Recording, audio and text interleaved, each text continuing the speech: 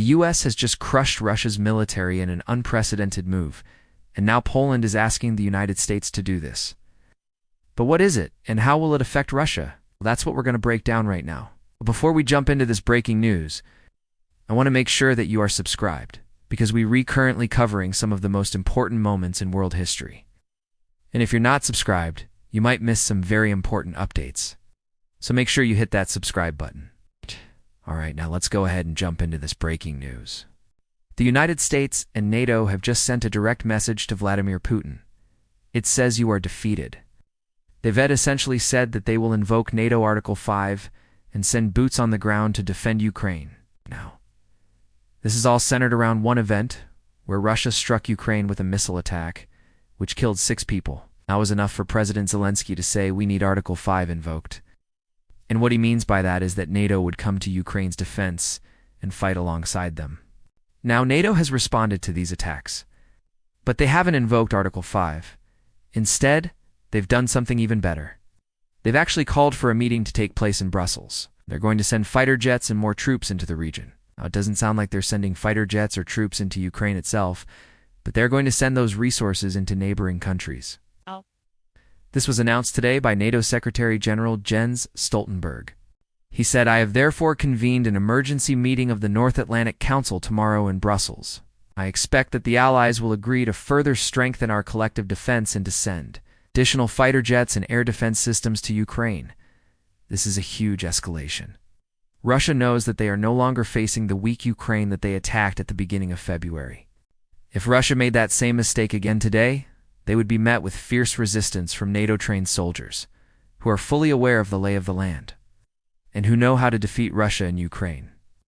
Right now, Ukraine has tens of thousands of active military personnel. They also have a growing number of reservists, who have been called up to fight in this war. And on top of that, there are now 70,000 NATO-trained Ukrainian soldiers that could easily form their own military force capable of taking back territory from Russia.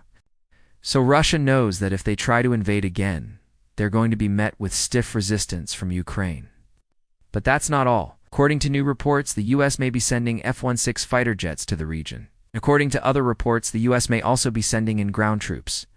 Now, this isn't being reported yet by mainstream media, but we've seen credible sources reporting that they will be sending in both aircraft and ground troops. And so there are serious concerns right now that this could lead to World War III. People are worried that if the US sends in combat fighter jets, that could cause Russia to target US pilots or US troops, which would then lead to retaliation from the United States against Russia. It could very well turn into a full-blown conflict between NATO and Russia, which could end up starting World War III. So given that Russia knows this, why did they strike civilian infrastructure in Ukraine, killing 6 innocent Ukrainian people? What is the reason behind these strikes? Well, the simple answer is that they were trying to provoke Ukraine, or they were trying to provoke NATO into sending fighter jets and boots on the ground. If you think about it, sending in fighter jets and boots on the ground is exactly what Russia wanted.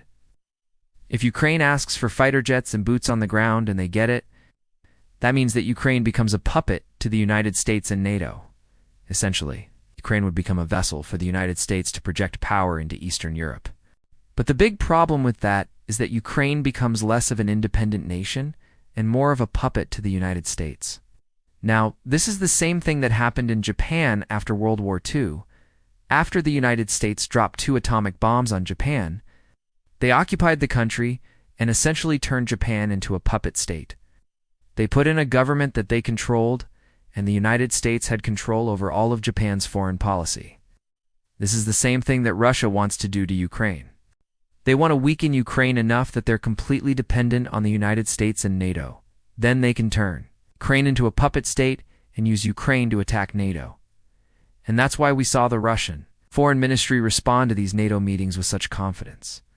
Maria Zakharova, who is a representative for the Russian Foreign Ministry, said, "The destructive line of the collective West leaves no room for any positive developments around Ukraine.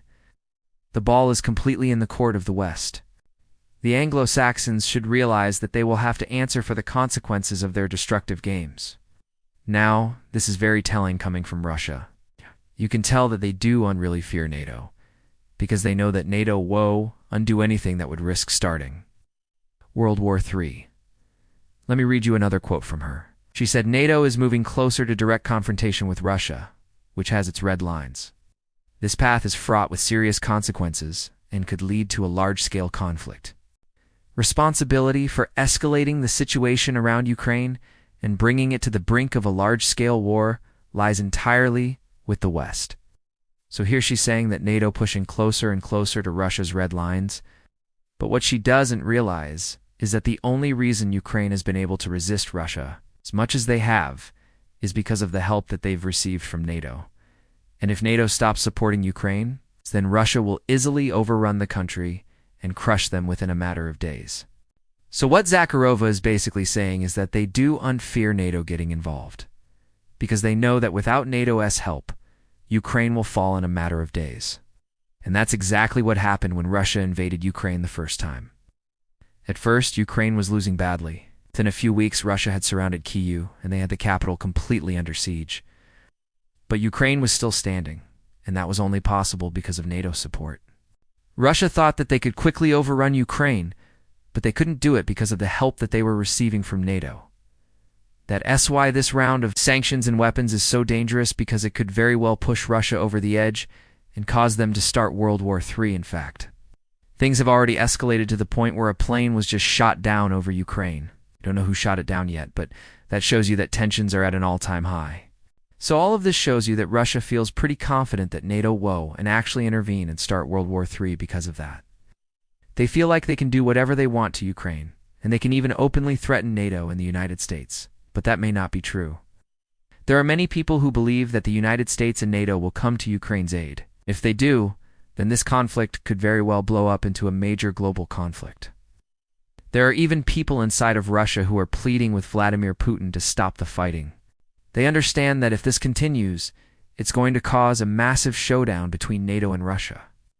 Now, keep in mind, this is all speculation based on the information that we have right now, but things could easily escalate over the next few weeks. We could see a major confrontation between NATO and Russia. Or we could see the United States directly intervene and put boots on the ground in Ukraine. Either way, there's going to be serious consequences. And it looks like Russia is playing right into the hands of NATO. By the way, thank you guys so much for your support. It's amazing to see all of your comments and everything that you guys are saying about the channel. Most of you are saying that this is the best channel to get unbiased news from. And I appreciate that. My goal is to give you the news without telling you what to think. I just lay out the facts and then you can decide for yourself what you think. Anyway, thanks again for all of your support. If you're not yet subscribed, please consider subscribing. Also, if you want to send me an email, you can send it to the address provided below. I try to get back to every single email that I receive. But otherwise, thanks so much for watching. I'll see you in the next video.